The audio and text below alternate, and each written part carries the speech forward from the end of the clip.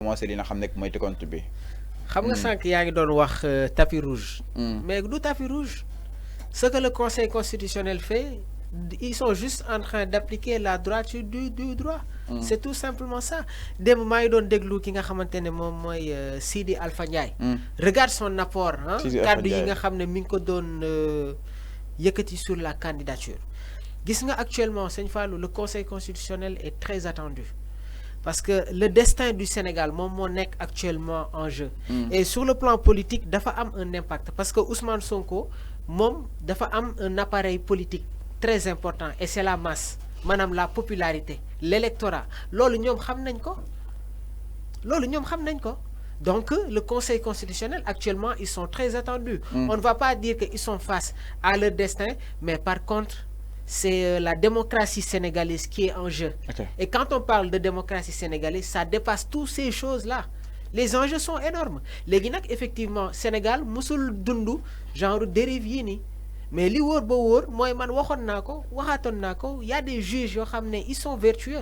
Y a des juges yoo xam ne droit bi moom moo leen fi teg. Léegi nag actuellement on a des juristes yoo xam ne vraiment quand tu les entends parler da ngay xam ne que ñii amuñu benn parparloo bokkuñu benn parti et droit bi rek moom moo leen fi taxatoo. Sànq maa ngi lay wax Sidi Alpha Ndiaye Pape Moussa Sow Ngouda tey jii dem nañu ba nekk des figures très importantes dans l'actualité politique. Parce que dañuy yëkkati ay kàddu di leeral encore une fois toutes les bruits yi nga xam ne mi ngi am dans l'actualité politique. Léegi nag je pense que actuellement pourtant ñëpp a ngi leeral de maam. non mais comme benn côté bi aussi ñuy leeral. non xam nga soit benn tamit ñu ngi leeral. ak seen ay juristes xam nga Fallou. tey jii nii il est très difficile de débattre sur des contrefaits. donc ñoom sur ay contrefaits la ñuy débattre. non je vais pas dire qu'ils débattent sur des contrefaits. mais par contre il y a la réalité. tey jii ñun on a la capacité dem xool exactement ndax kii li muy wax am na wala kii lu muy wax amul. Le garde des Sceaux Ismaïla Madior Fall ministre de la justice ancien ministre de la justice mais da doon génn wax ay juriste génn di contredire. Léegi nag yow soo demee dans la réalité gis li texte yi wax li bind yi wax mais effectivement doo ko jox li nga xamante ne moom mooy raison. On a tant de respect nag envers lui mais par contre c'est la réalité. Aujourd'hui Ousmane Sonko moom moo am gain de cause envers la justice. Ousmane Sonko tey jii Sëñ Fallou moom moo gagné la bataille sur l'ordre juridique. Parce que tey jii nii les tribunaux ils ont confirmé. Peut-être toutes les thèses ak peut-être yi nga xam ne toutes les affirmations yi nga xam ne son pôle d'avocat brandir nañ ko teg ko sur la table c'est la réalité. Léegi nag maa ngi la koy wax le Conseil constitutionnel fera de la politique. Le Conseil constitutionnel dinañ appliquer li nga xamante ne moom mooy la droiture du droit et bis biñ ko defee Ousmane Sonko sa candidature sera officiellement déclarée pour les élections de 2024. C'est tout simplement ça. Léegi nag son numéro peut-être que ñu bëri ñi ngi ko doon xaar Ayib démb génn na wax na si ça a été aussi peut-être li nga xamante ne moom mooy je vais pas dire une bonne nouvelle mais dans la logique loolu moom moo war a am. C'est la réalité Sëñ Fallou. Alors donc mi ngi noonu ki nga xam ne que moo di Ousmane Sonko a décroché son numéro justement de décompte fa nga xam ni itam maison ko conseil constitutionnel ma ñu kon nag démb Ayib Daffé il nous a vendu la mèche waaye itam dem na sax ba ñu daal di xamal que ni génne daal di génne document yëpp yi nga xam ne itam day wane ni Ousmane Sonko am na quitus li nga xam ne que moo di de dépôt waaye itam am na li nga xam ne que moo di son numéro par conséquent li nga xam ne que moo di le conseil constitutionnel daal di sëgg si li nga xam ne que mooy dossier am jëmale si wàllu wu nu mel exactement ma leen fàttali aussi amul fiche de parrainage officiel waaye itam amul li nga xam ne que moo di attestation mais malgré cela ses avocats ak li nga xam ne que moo di ses alliés mujj na ko daal di remplacer ak benn constat d'huissier de justice devant li nga xam ne rek moo di justement si dossier yi nga xam ne itam déposé na ko sa conseil constitutionnel. Donc les 7 sages vont se réunir dès demain inchallah pour daal di taxaw si wàllu wu nu mel. Alors Arfan, aujourd'hui le peuple sénégalais est à l'écoute justement du conseil constitutionnel. Est-ce que le conseil constitutionnel à travers dossier bi nu mel war na mën a benn histoire c'est cette sage dirigée justement par Badio Camara. Ouais mais xam nga le conseil constitutionnel nee naa la il est comme la Sénat l'arbitre de ces élections. Il est avant, pendant et après les élections. Effectivement. Mota, on ne peut pas se passer du Conseil constitutionnel. Et la DGE. Non, il ne faut pas boulourouber quand même. Ça m'a dit. Boulourouber. Donc, le Conseil constitutionnel, Mota, les yeux sont braqués. Non, des roubés. Donc, il faut le comprendre.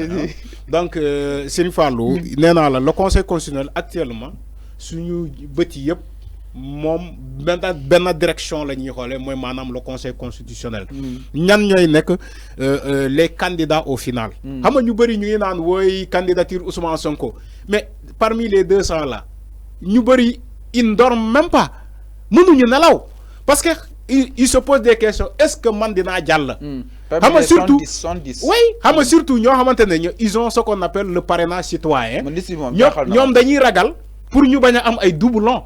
Moi, il se pose la question, est-ce que dina jall, est-ce que les premiers sont les mieux servis. Voilà. Ñom Bougane Gueye Dany mom su nekké les premiers xamna Bougane mom aura aussi ses chances les premiers comme tu l'as dit les premiers seront les mieux servis. OK.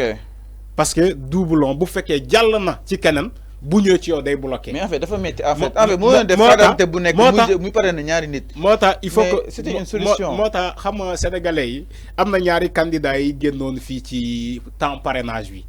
Di doon addu ni que ñoo xamante dañuy am yeneen forme de parrainage nañu bàyyee parrainage citoyen mais c'est une très bonne nouvelle.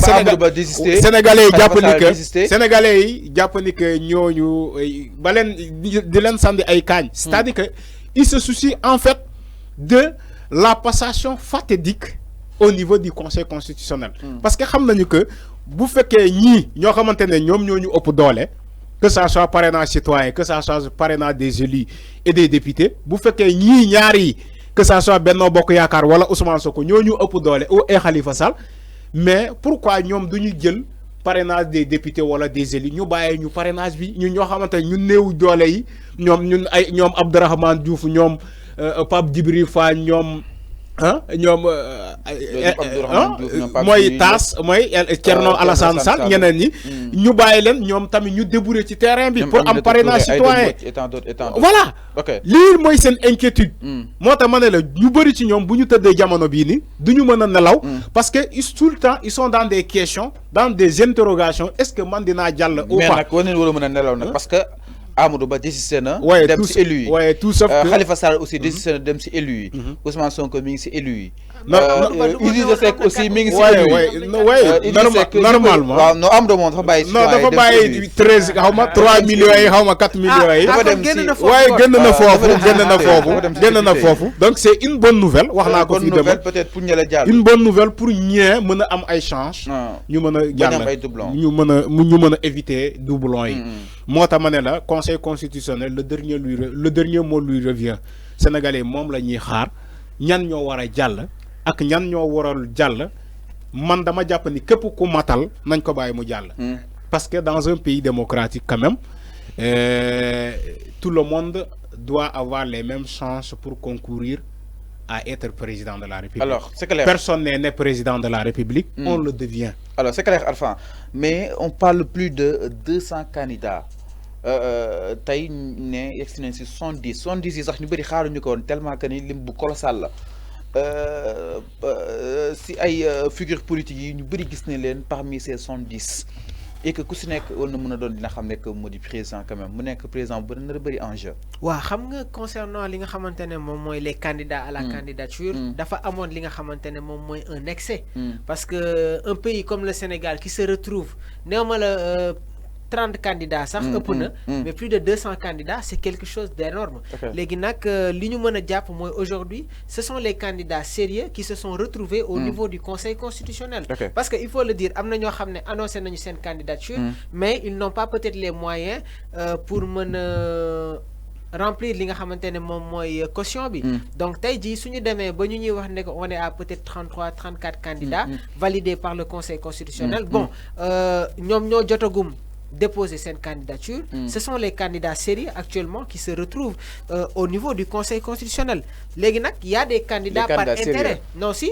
Et aussi, il y a des candidats par intérêt. Madame à travers leur candidature, ils ne vont pas être président du Sénégal. Mais par contre, leur électorat peut-être apporter une importance suñu démé si ay deuxième tour. C'est la réalité. Il y a des candidats sérieux, il y a des candidats par intérêt, il y a des candidats yo xamné nak la réalité moy ñom xamnañ né que tay ji leurs chances sont multiples pour être président de la République du Sénégal. C'est la réalité. Donc je pense que ce sont les peut-être analyses yi nga xamné dañ koy apporter si walu bobu. Légui nak maa la ko doon wax démb li leer ba leer moy Sénégal sur les élections présidentielles on ne va pas se retrouver avec plus de 7 candidats. Les deux élections yi nga xamné mom lañu mujjee woon génn ça a été un exemple. En 2019 on a vu ce qui s'est passé. Candidats ils étaient pas nombreux.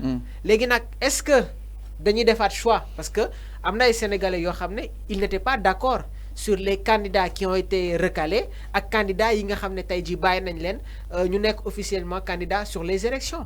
On ne veut pas assister à ce genre de choses là. Motax les sénégalais exigent des élections inclusive, transparente képp ki nga xamné tay ji tu as la légalité matal nga sa parrainage être dans les normes ñu bàyyi la nga dépose ñu accepter sa candidature après tu pourras battre campagne pour les jours électoraux de 2024. Alors c'est clair par rapport ak li nga xamné que modi walu wuri mel ni si xaar suba inchallah conseil constitutionnel lu sa si mu fas yéene daal si taxaw exactement dañuy daal di yegg si li nga xamné que modi nouvelle accusation sur Ousmane Sonko mi ngi bàyyeekoo si ki nga xamné que modi Adama Fall nga xamné ni mu nek li nga xamné